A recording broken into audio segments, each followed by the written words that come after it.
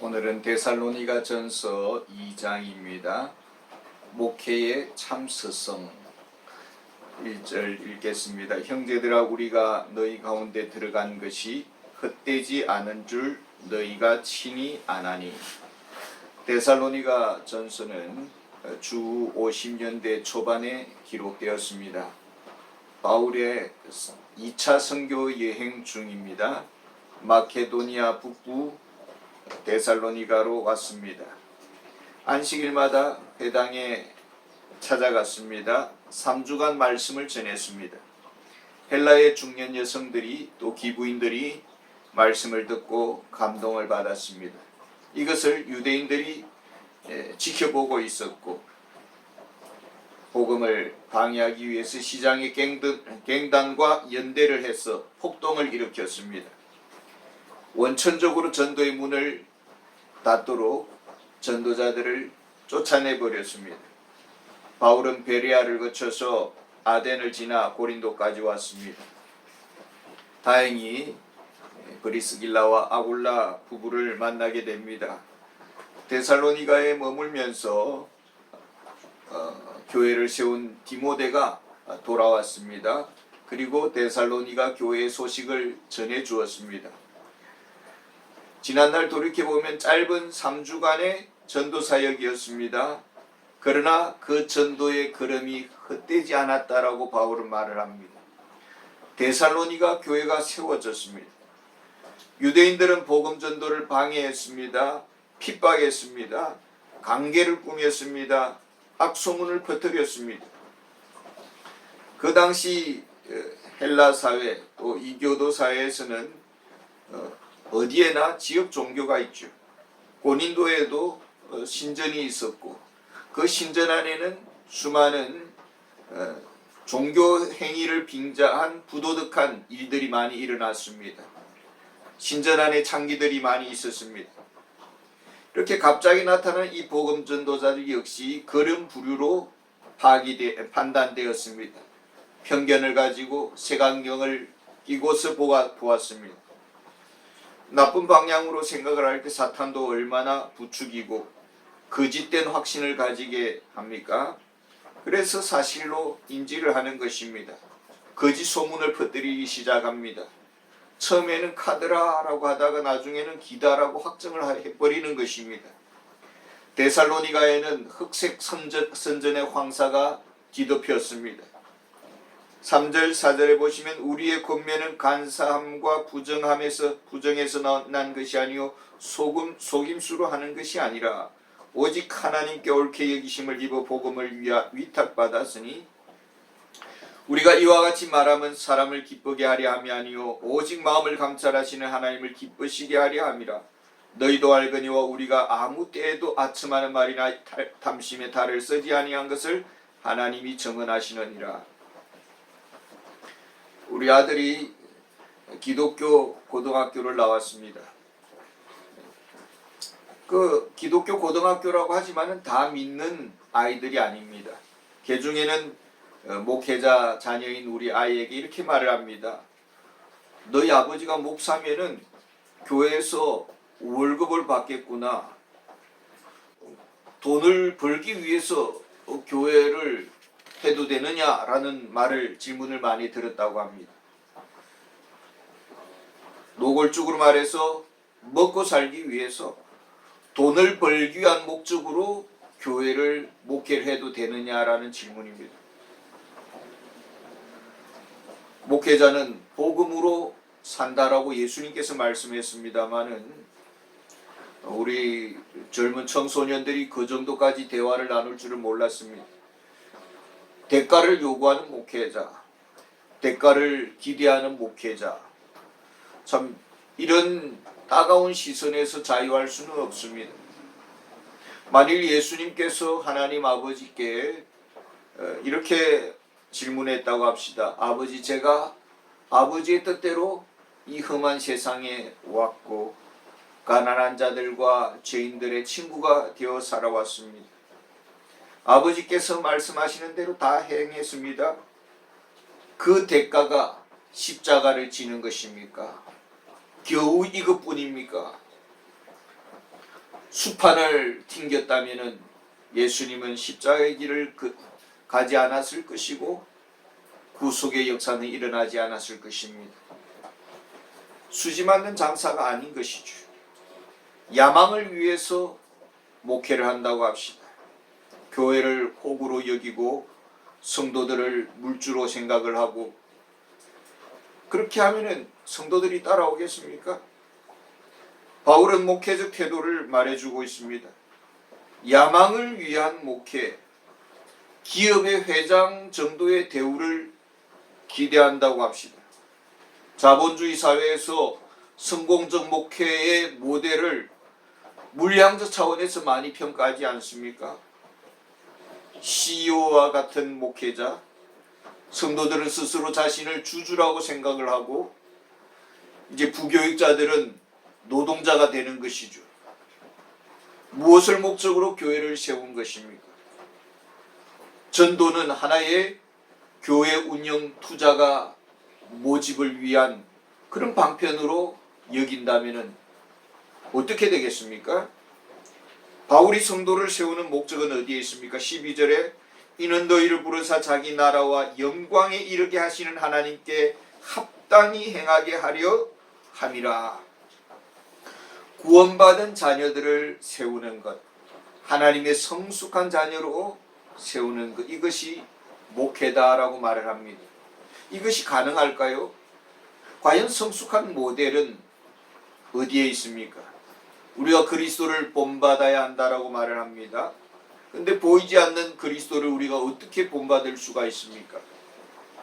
바울은 어떻게 성도들을 세워갔습니까? 2절에 보면은 너희가 아는 바와 같이 우리가 먼저 빌립보에서 고난과 능욕을 당하였으나 우리 하나님을 힘입어 많은 싸움 중에 하나님의 복음을 너희에게 전하였노라. 복음 전파는 사명입니다. 영적 싸움이 있습니다. 흑색 선전이 난무합니다. 물리적인 핍박도 있습니다. 그런 가운데서 바울은 우리 하나님을 힘입었다라고 말을 합니다.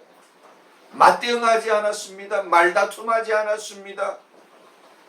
감옥에 가기도 하고 뺨을 맞기도 했습니다. 그런 순간순간마다 하나님을 의지했습니다. 하나님의 도우심을 구합니다. 자신을 극히 낮추었습니다. 하나님이 앞서가시도록 했습니다. 이것이 바울의 목회 영성입니다. 4절에 오직 하나님께 옳게 여기심을 입어 복음을 위탁받았으니 우리가 이와 같이 말하면 사람을 기쁘게 하려 함이 아니요 오직 우리 마음을 감찰하시는 하나님을 기쁘시게 하려 함이라. 복음 전파하는 일을 지금 하나님께서 위탁하려고 합니다. 그저 맡기겠습니까? 인정을 받아야 됩니다. 시험을 통과해야 됩니다. 어떤 시험입니까? 자기 야망을 위해 사는 것인가? 하나님을 기쁘시게 하려고 하는 것인가? 하나님을 기쁘시게 하고자 하는가? 자기를 기쁘게 하고자 하는가? 무엇이 하나님을 기쁘시게 하는 것일까요? 하나님의 기쁨은 무엇입니까? 하나님은 타락한 영혼이 회개하고 떠난 심령이 하나님 아버지의 품에 돌아오는 것을 하나님은 가장 기뻐하십니다. 그러니까 구원의 열정이 있느냐? 이것이 하나님의 판단 기준입니다. 바울은 인정을 받았고 복음 전파자로 부름받았습니다. 어떻게 감당을 했을까요? 7절에 보면은 우리는 그리스도의 사도로서 마땅히 권위를 주장할 수 있으나 도리어 너희 가운데서 유순한 자가 되어 유모가 자기 자녀를 기름과 같이 하였으니. 성도는 하나님의 자녀들입니다. 목회자의 자녀가 아닙니다. 목회자의 양이 아닙니다. 주님의 양들입니다. 유모가 자기 자녀를 기르기도 하지만은 주인의 자녀들을 기릅니다. 자기 자녀보다 주인의 자녀를 더 우선시 여깁니다. 어떻게 돌보았느냐? 유순한 자가 되어. 추운 겨울입니다. 어린아이가 밖에 나가서 눈 오는 날 이렇게 눈싸움을 하면서 놉니다. 손이 꽁꽁 얼어붙었습니다. 집으로 돌아옵니다. 어머니께서 그 아이의 차가운 손을 비벼대고 녹여줍니다. 그 아이를 품에 안고 몸을 따뜻하게 감싸줍니다. 밥을 먹이면은 부모로 노릇한 것입니까? 그저 학교 보내면은 부모의 책임을 다한 것입니까? 마음을 만져주고 마음을 치료해주고 얼어붙었던 마음을 녹여주어야 하는 것이죠. 마음에 그늘짐이 없도록 도와줘야 되고 두려운 마음이 없도록 늘 보살펴야 되는 것입니다. 아플 때 같이 아파할 수 있어야 되고 슬픔을 읽을 수 있어야 되고 눈물을 닦아주어야 되는 것입니다. 영혼의 필요의 공급자가 되어야 되는 것입니다. 사육해서는 안 되는 것이죠. 밥만 먹였다고 책임을 다한 것이 아닙니다. 11절에 너희도 아는 바와 같이 우리가 너희 각 사람에게 아버지가 자기 자녀에게 하듯 권면하고 위로하고 경계하노니 어머니는 그저 사랑으로 감싸주고 또 사랑해주고 공급해줍니다. 근데 아버지는 또 다른 차원의 사랑을 합니다. 권면을 합니다. 권면하다라는 말은 곁에서 부른다라는 뜻입니다. 보혜사 성령님과 같은 어원의 단어입니다. 개인적으로 곁에 다가와 부릅니다. 그 아이의 눈높이에 맞춰서 어른이 자기 자신을 극히 낮추어서 아이의 입장으로 돌아갑니다. 그 아이의 형편을 잘 살펴봅니다. 그리고 위로한다라는 말이 있습니다. 적절하게 비판을 해준다라는 것입니다. 그저 칭찬만 하고 그저 옹냐옹냐 하지 않습니다. 길을 가르쳐주고 말해주고 지도해주고 가르쳐주는 것입니다. 경계한다라는 말은 경고한다라는 뜻입니다. 하나님의 말씀을 불순종합니다. 이 불순종한다라는 것은 매를 버는 것입니다. 큰 위험이 닥칠 것입니다. 경고를 합니다. 많은 선지자들이 왕에게 경고를 했습니다. 그 경고를 받아들인 왕은 복을 받고 거역하는 왕은 저주를 받습니다. 근데 경고할 때에 말을 잘해야 되는 것이죠. 윽박지르고 감정적으로 하면은 대적을 하게 되고 갈라서게 되고 튀쳐나가게 되고, 그래서 인내하면서 말을 해야 되고 때에 맞는 말을 해야 되고 이해가 되도록 잘 설명을 해줘야 되는 것입니다. 목회자는 유모처럼 때로는 아버지처럼 이렇게 카멜레온이 되어야 되는 것입니다. 순종하는 믿음의 자녀를 세우는 목표를 삼습니다. 강하게 훈련하기도 하고 따뜻하게 부드럽게 대하기도 합니다. 진정한 목회적 보람이 무엇일까요? 목회자가 보람을 느끼는 것은 무엇일까요? 13절에 보면 이러므로 우리가 하나님께 끊임없이 감사함은 너희가 우리에게 들은 바 하나님의 말씀을 받을 때에 사람의 말로 받지 아니하고 하나님의 말씀으로 받음이니 진실로 그러하도다. 이 말씀이 또한 너희 믿는 자 가운데에서 역사하느니라. 말씀을 듣습니다. 마음을 열었습니다. 귀를 기울입니다.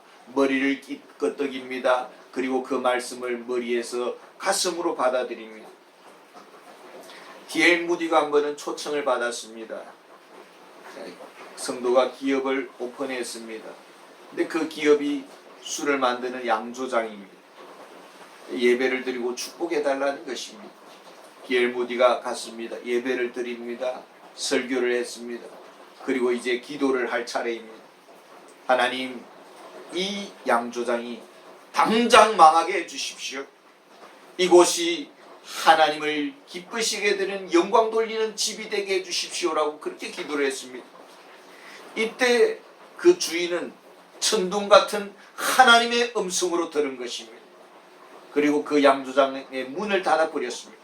그리고 그곳에 교회를 세웠다라는 이야기가 있습니다.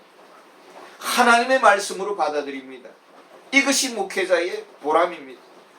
그래서 성도는 목회자가 설교 잘한다 못한다 비판하기 전에 내가 맑은 마음으로 받아들였느냐, 준비된 마음으로 내가 주일날 예배에 참여했느냐, 이것을 먼저 한번 관찰해 봐야 될 것입니다. 14절에 형제들아 너희가 그리스도 예수 안에서 유대에 있는 하나님의 교회들을 본받은 자 되었으니 그들이 유대인들에게 고난을 받음과 같이 너희도 너희 동족에게서 고난을 받았느니라. 하나님께서 핍박을 허용하십니다. 유대의 예루살렘 교회가 핍박을 받았습니다. 베드로가 감옥에 갇히고 야고보가 순교를 당하고 사도들이 매를 맞기도 하고 데살로니가 교회도 동족들로부터 핍박을 당합니다. 이것을 하나님이 허용했습니다. 왜 그랬을까요? 제가 유럽의 스포츠를 보니까 400m의 높은 그런 계단을 만들어 놓고는 그곳까지 서로 경주를 시키는 것입니다. 그 400m의 높은 그 계단을 오른다라는 것은 보통 여간 힘든 게 아니겠죠. 그래서 제가 그것을 보고는 저도 산에 오르고 싶었습니다. 그래서 남산에 가면은 계단이 많습니다. 높은 계단을 오르는데 숨이 차는 것입니다. 그래서 저의 건강의 지수를 감지할 수가 있었습니다. 고난을 받습니다. 만만치가 않습니다. 이 건강이 약해지면은 막 이기려고 하지 않는 것이죠. 그냥 마냥 쉬고 싶고 모든 것을 그냥 포기하고 싶은 것입니다. 이것은 건강에 이상증상이 왔다라는 것입니다. 건강한 사람은 병과 싸우려고 하고 이기려고 하고 몸부림치고 운동을 하는 것입니다. 성숙한 교회는 박해가 오면은 물러서지 않고 타협하지 아니하고 고난을 직면하고 믿음으로 극복하려고 합니다. 사도들은 핍박당하는 것을 합당한 것으로 여겼다라고 했습니다. 오히려 즐기는 것입니다. 데살로니가 교회가 그런 예루살렘 교회와 같은 영적 수준을 가졌다라는 것입니다. 핍박은 참된 교회됨, 참된 성도됨을 증명하는 기회가 되는 것입니다. 핍박하는 자들은 어떻게 되는 것입니까? 16절에 보면 우리가 이방인에게 말하여 구원받게 함을 그들이 금하여 자기 죄를 항상 채우매 노하심이 끝까지 임하였느니라. 유대인들은 복음을 방해하고 교회를 핍박하고 하나님의 진노의 매를 버는 것입니다. 하나님의 그 심판을 초청하는 것입니다. 유대인들은 여기에 묶여 있다라는 것입니다. 사도 바울은 행복을 말해주고 있습니다. 참 행복한 목회자가 누구인가? 17절에 보면은 형제들아 우리가 잠시 너희를 떠난 것은 얼굴이요 마음은 아니니 너희 얼굴 보기를 열정으로 더욱 힘썼노라. 바울은 영적 어머니처럼 또 영적 아버지처럼 목회를 했습니다. 성도들은 하나님의 자녀들입니다. 그러나 또 다른 측면에서는 예수님 안에서 믿음의 형제들입니다. 영적인 형제이기 때문에 우리는 사랑하고 또 보고 싶고 서로의 필요를 위해서 기도를 합니다. 형제가 아프면은 같이 아프고 형제가 잘 되면 나도 기쁘고 같은 마음인 것입니다. 이것이 믿음의 마음이고 항상 보고 싶은 것입니다. 성도가 보고 싶습니다. 행복한 목회자입니다. 목회자가 보고 싶습니다. 행복한 성도입니다. 19절과 20절입니다. 우리의 소망이나 기쁨이나 자랑의 면류관이 무엇이냐? 그가 강림하실 때 우리 주 예수 앞에 너희가 아니냐? 너희는 우리의 영광이요 기쁨이니라. 어떤 어머니가 임종을 앞두고 있었습니다. 두 아들을 불렀습니다. 한 아이에게 말합니다. 굿바이라고 그렇게 마지막 인사를 합니다. 그리고 또 다른 한 아이를 부르더니 See you again이라고 그렇게 말을 합니다. 그래서 한 아이가 묻습니다. 어머니 어째서 저에게는 굿바이라고 말을 하고 저에게는 See you again이라고 말을 하는 것입니까? 라고 물었습니다. 어머니께서 말합니다. 너는 내가 예수를 믿으라고 그렇게 전도를 했는데 너는 끝까지 예수를 믿지 않았다. 그러니까 영영 다시는 너를 보지 못할 것 같구나. 그렇지만 이 아이는 예수를 믿고 믿었다. 그러니까 하늘나라에 가면은 다시 만날 것이다. 천국에서 가장 반가운 얼굴이 누구일까요? 내가 전도한 사람, 나와 함께 믿음을 생활했던 성도들. 천국에서 볼 때 얼마나 기쁠까요? 성도 그 자체, 전도받아 천국에서 다시 만난 그 형제, 그가 바로 나의 면류관이요 나의 참 기쁨이라고 그렇게 사도 바울은 말을 합니다. 우리가 이 세상 사는 동안 우리의 기쁨은 어디에 있습니까? 우리의 영광은 진정으로 무엇입니까? 깊이 돌아보는 시간이 되기를 원합니다. 감사합니다.